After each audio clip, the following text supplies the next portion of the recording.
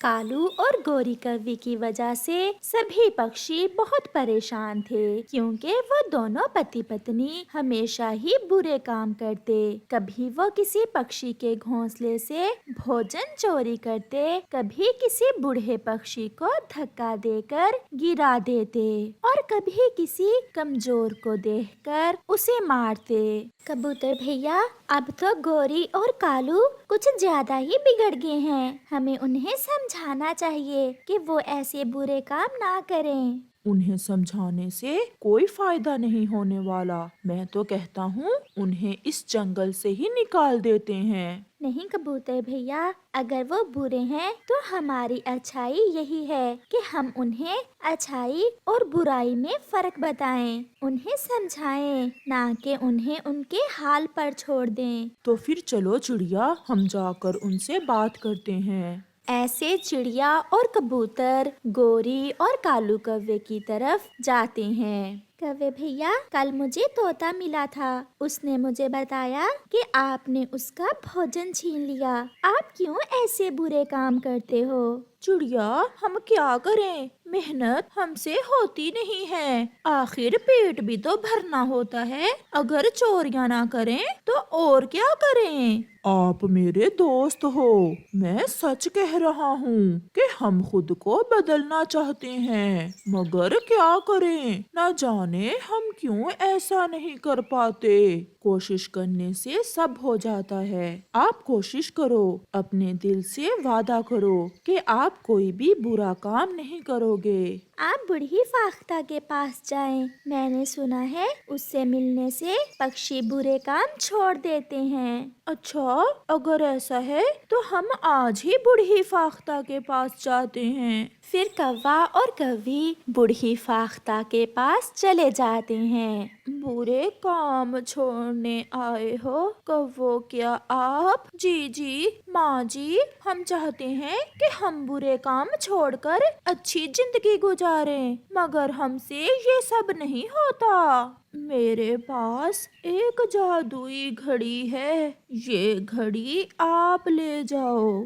इस घड़ी में 24 घंटे हैं। अगर आप दोनों 23 घंटे अच्छे काम करोगे तो आखिरी का 1 घंटा जो 24वां होगा, उसमें आपके मन की हर मुराद पूरी होगी। आप जो मांगोगे वो सब मिलेगा। अच्छा माँ जी, फिर तो जरूर हम बुरे काम छोड़ ही देंगे। ऐसा कहते हुए कौवा और कौवी वो जादुई घड़ी लेकर वहाँ से चले जाते हैं। घर जाकर कौवे वो घड़ी दीवार पर लगा लेते हैं और फिर दूसरे दिन वो सारा दिन अच्छे अच्छे काम करते हैं। वो चोरी करने की बजाय अपना भोजन ढूंढ कर खाते हैं। वो बीमार बुलबुल को मीठा फल ला कर देते हैं और किसी से भी लड़ाई नहीं करते। गोरी, आज मेरे मन में बहुत शांति है, क्योंकि आज हमने कोई भी बुरा काम नहीं किया। हाँ कालू जी, मुझे भी ऐसा ही लग रहा है। 23 घंटे तक हमने कोई बुरा काम नहीं करना, फिर ही वो जादुई घड़ी हमारी इच्छा पूरी करेगी। फिर ऐसे ही 23 घंटे गुजर जाते हैं और घड़ी का आखिरी 24वां घंटा शुरू हो जाता है। कालू जी, अब हमारी इच्छा पूरी होने का समय आ गया है। गोरी, मगर हम क्या मांगे घड़ी से? हम घड़ी से बड़ा खजाना मांग लेते हैं। फिर गोरी घड़ी से कहती है, जादुई घड़ी, मुझे बड़ा खजाना दे दो, जिससे मैं हमेशा हमेशा के लिए अमीर बन जाऊं। वो काफी देर तक इंतजार करते हैं, मगर घड़ी उन्हें कुछ भी नहीं देती। गोरी, अब तो 2 घंटे हो गए हैं। इस जादुई घड़ी ने हमें कुछ भी नहीं दिया। मुझे तो लग रहा है हमसे आज कोई ना कोई बुरा काम हो गया होगा। हम कल आज से भी ज्यादा अच्छे काम करेंगे और बुराई से बचेंगे। शायद ये जादुई घड़ी कल हमारी इच्छा पूरी कर दे। वो ऐसा ही करते हैं और दूसरे दिन पहले दिन से भी ज्यादा अच्छे काम करते हैं। वो पानी में गिरी हुई तितली को पानी से निकालकर उसकी जिंदगी बचाते हैं। तोते के घोंसले में अमरूद था। तोता भी घोंसले में नहीं था, मगर वो चोरी नहीं करते। वो अपना भोजन ढूंढ कर खाते हैं। कालू जी, अब घड़ी का आखिरी घंटा शुरू हो गया है। आज क्या मांगे जो ये घड़ी हमें दे। गोरी, संतान के बिना घर सूना सूना है। क्यों ना आज हम इस जादुई घड़ी से संतान ही मांग कर देखें। फिर गौरी सच्चे दिल से जादुई घड़ी से संतान मांगती है और वो सो जाते हैं।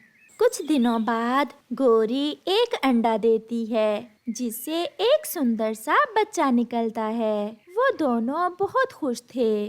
गौरी बहन, बहुत बहुत बधाई हो, ऊपर वाले ने आपको बेटा दिया है। चिड़िया बहन, जिस दिन से जादुई घड़ी मेरे घर में आई है, मैंने सारे बुरे काम छोड़ दिए हैं और इस जादुई घड़ी ने मेरी एक ही इच्छा पूरी की है और मुझे संतान मिल गई। अब हमने फैसला कर लिया है कि हम हमेशा ही अच्छे काम करेंगे। बूढ़ी फाख्ता और कबूतर भी वहाँ आ जाते हैं। कौवो, देखा, जब पक्षी खुद को बदल लेते हैं तो फिर ही ऊपर वाला भी उनकी सुनता है। ये घड़ी कोई जादुई घड़ी नहीं, बल्कि साधारण घड़ी है। अब आप हमेशा ऐसे ही रहना और कोई बुरा काम ना करना।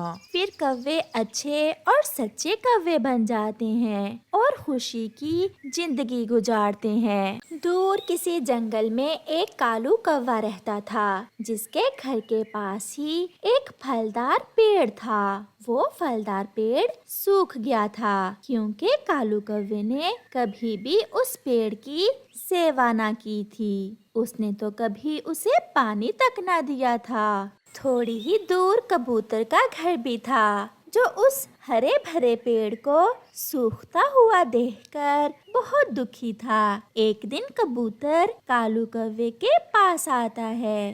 कालू, आपका फलदार पेड़ तो अब सूख गया है। क्या आप इसे मुझे बेचकर कुछ पैसे लेना चाहोगे? सूखा हुआ पेड़ कालू कौवे के किस काम का था? ये कबूतर भी बड़ा पागल है, मुझसे सूखा पेड़ खरीद रहा है। हाँ हाँ, क्यों नहीं, लाओ मुझे पैसे दो और ये पेड़ तुम रख लो। आज से ही ये पेड़ तुम्हारा हुआ। फिर कबूतर कालू कौवे से वो पेड़ खरीद लेता है। कालू भी पैसे लेकर 2-4 दिन के लिए दूसरे जंगल मौज मस्ती करने निकल जाता है। अब अगर मैं इस पेड़ की अच्छे से सेवा करूं तो ये फिर से हरा भरा हो जाएगा और फिर से मीठे मीठे फल देगा। कबूतर एक सियाने बूढ़े पक्षी के पास जाता है। चाचा जी, आप बड़े हैं, मुझे ये बताइए कि किसी सूखे हुए पेड़ को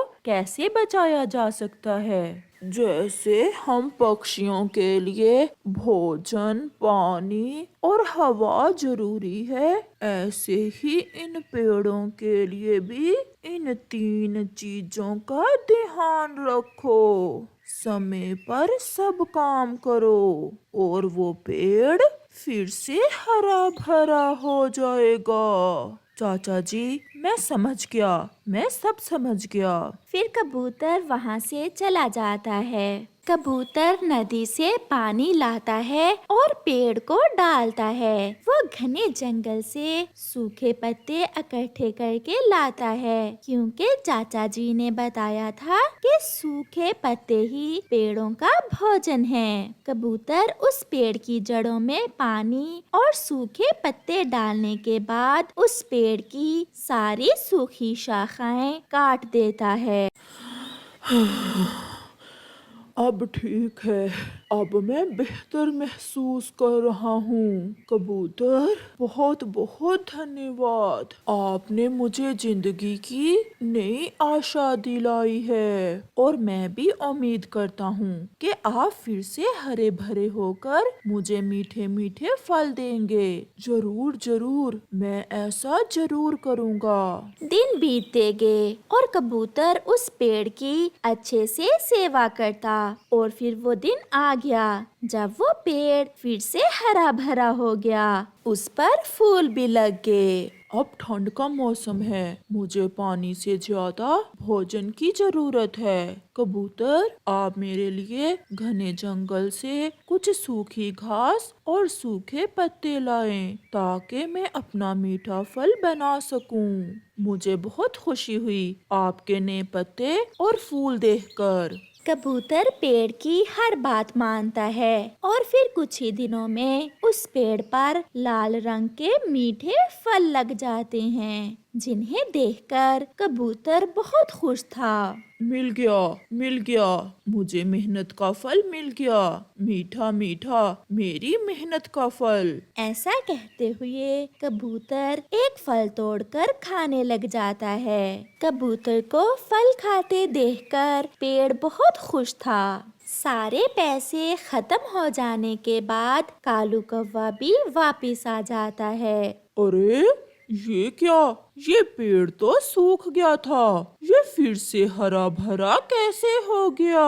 और तो और इस पर तो मीठे फल भी लगे हुए हैं। क्यों ना मैं कबूतर से ये पेड़ किसी तरह वापस ले लूं। कालू कौवा उस हरे भरे पेड़ को देखकर ऐसे सोचता है। जब कबूतर अपने पेड़ के पास आता है तो कालू कौवा उससे कहता है, ओए कबूतर, किसी फल को खाने की कोशिश न करना। मैंने तुम्हें पेड़ बेचा था, फल नहीं। इस पेड़ के फल मेरे हैं। ये कैसे हो सकता है? जिसका पेड़ उसी के फल होते हैं। मैंने पैसे पेड़ के लिए थे। अगर फल खाने हैं तो तुम्हें मुझे और पैसे देना होंगे, नहीं तो मैं अपने फल तोड़ लूंगा। इसी बात को लेकर दोनों में लड़ाई शुरू हो जाती है। कोई भी हार मानने को तैयार न था।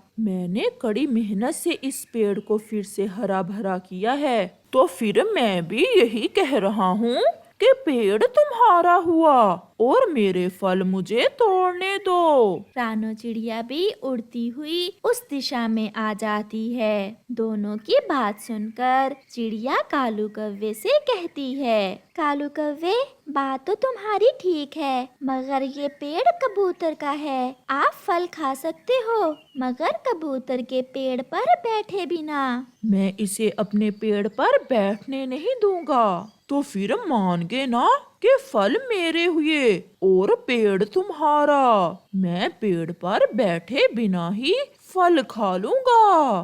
फिर कालू कौवा पेड़ के पास जाता है और पेड़ पर बैठे बिना ही फल खाने की कोशिश करता है। वो पेड़ जोर से हिलता है और एक बड़ी डाल कालू के लगाता है। मर गया रे, मर गया।